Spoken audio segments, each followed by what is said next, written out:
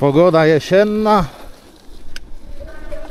Trochę mokro, ślisko, ale jak ktoś lubi jazdę rowerem, to będzie jeździł o każdej porze i tu się świetnie sprawdzi. Nawet ten rower, który stworzony jest do urbanistyki, czyli do jazdy miejskiej. Jak macie do przejechania jakiś kawałek leśnym duktem, zrobicie to bez najmniejszego problemu. A czy da się jechać w tak ekstremalnych warunkach błotnych? Myślę, że się da. Patrzcie na to. Swoją drogą, zobaczcie, jak tu rozwalili drogę, bo znowu coś ścieli. Drewna i te kurde... To była normalna droga. Co oni tu porobili? Nie, co lecimy. Jak puka to minuszka, tak puka co chwila coś. Siema, witam w zimowym klimacie. Tak, zimowym, no śniegu nie ma. No niestety, trudno.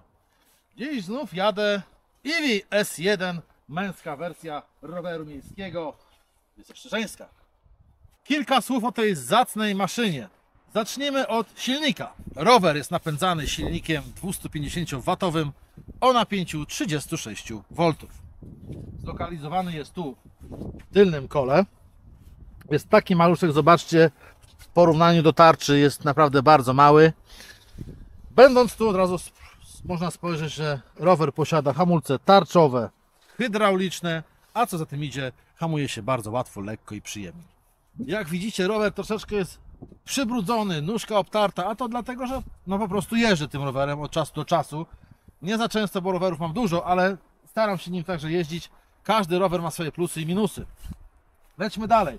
Słuchajcie, rower, podejdź tutaj mój operatorze, rower posiada oświetlenie przednie oraz ten fajny dzyndzelek, ogonek tutaj tylne.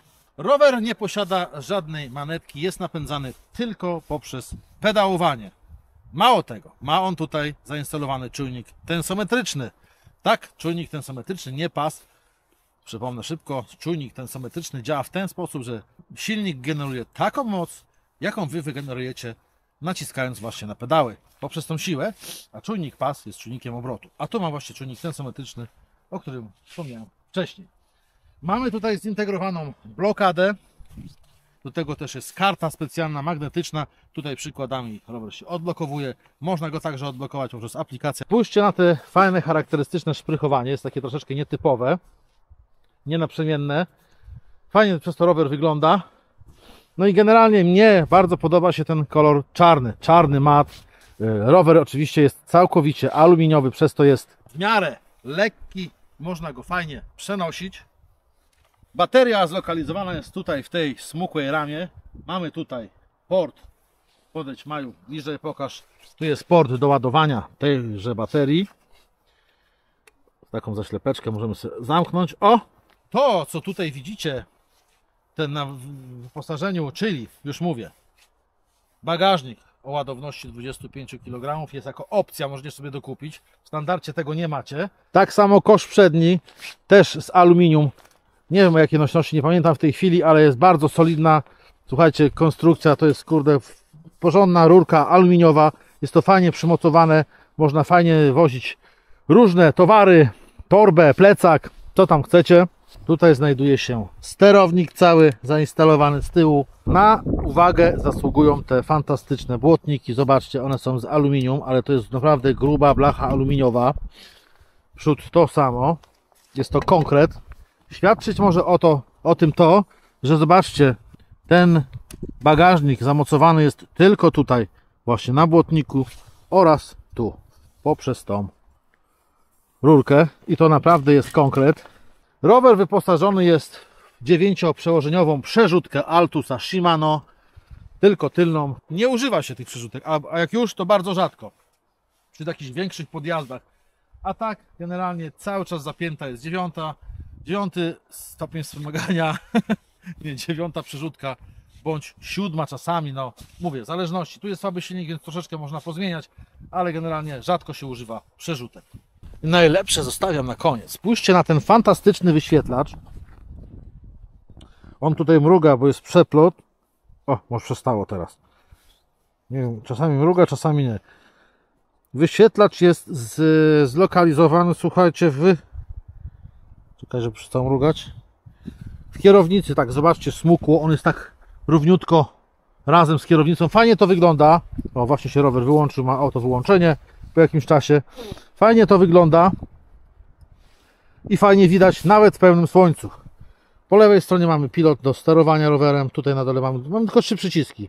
Do góry, w dół i dolny pod spodem. Przytrzymując dłużej włączamy rower, jak widzicie.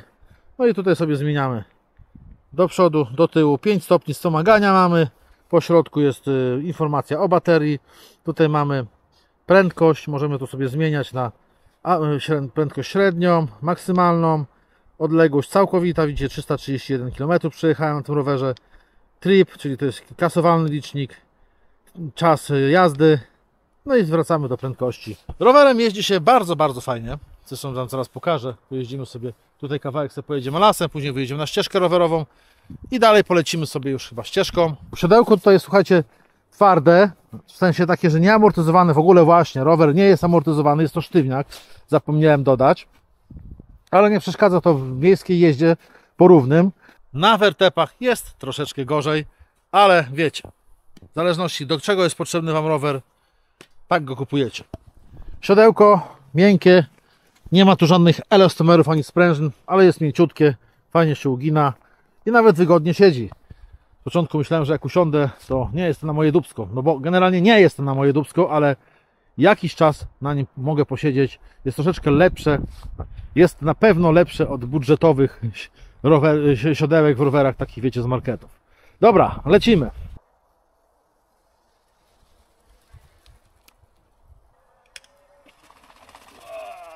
Widzicie, bez amortyzacji dupsko mi podskoczyło. Ale ja nie o tym. Chciałem Wam pokazać, jak właśnie działają hamulce. Chociaż na piachu to każdy zatrzyma. Tył, jak i przód działają fenomenalnie. Strasznie mi się to podobało. Działają paluszkiem. Ja jestem w ogóle fanem hamulców hydraulicznych i Wam też to polecam. Nawet jak macie zwykłe założenie hamulców hydraulicznych, jest banalnie proste. Dobra, ale my nie o tym. Mówimy, co tutaj jest. Tu jest fantastycznie. Lecę dalej. Polecimy trochę krzaczorami, ale to nic. Zaraz wyjedziemy sobie na ścieżkę rowerową.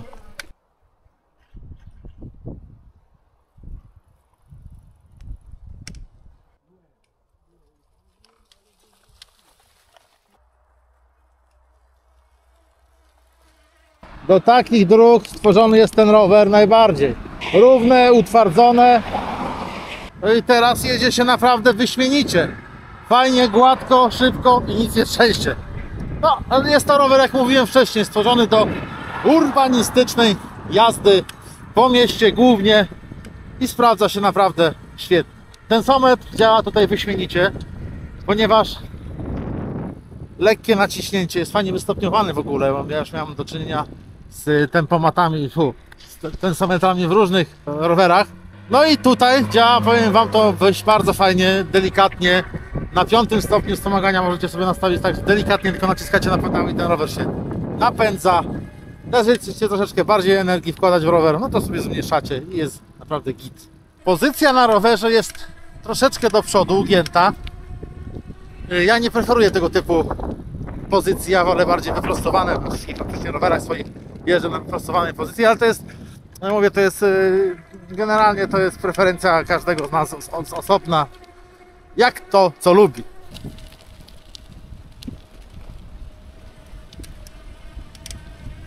Dzięki tensometrowi można w bardzo fajny, prosty sposób regulować prędkość jadąc z rowerzystą, który nie ma elektrycznego roweru. Po prostu robi się to intuicyjnie. Tak samo jak na rowerze zwykłym, analogowym. Czyli mniej siły włożycie, wolniej jedziecie. Chcecie szybciej, naciskacie mocniej na pedały i szybciej jedziecie. Tak jak właśnie ja w tej chwili. Co prawda Maja, mój kamerzysta, jedzie na elektryku, ale mamy różne stopnie wspomagania i ona teraz zwolniła. Ja, żeby zwolnić, troszeczkę opuściłem siły z nacisku na pedały i właśnie tak to wygląda z tensometrem. Bardzo fajna sprawa. Jak chcecie kupić ten rowerek, to oczywiście link zostawię w opisie filmu. No tani nie jest, ale jego cena to przede wszystkim dobra jakość materiałów i wykonania. No coś za coś. Nie ma amortyzacji? No nie ma. Ale co kto lubi? No niektórzy sobie preferują bez amortyzacji, ale mówię, no to jest bardziej wtedy na płaskie, utwardzone tereny, bez jakichś ekstremalnych wybojów. Zapomniałem dodać, że ten rower ma koła o średnicy 27,5 cala. Nadmieniam o tym, że zawsze o tym zapominam. Wybaczcie mi. Mam dobrą pamięć, ale krótką.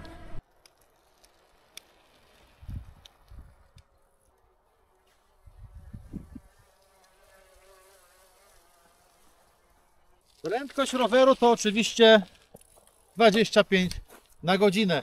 Zaznaczę, że ten rower ma wszelkie certyfikaty TIF, jakieś tam inne, dopuszczone normalnie do ruchu. Jest to w pełni legalny rower, także nie musicie się martwić, jeżdżąc po mieście, gdzie będzie przyjeżdżać policja.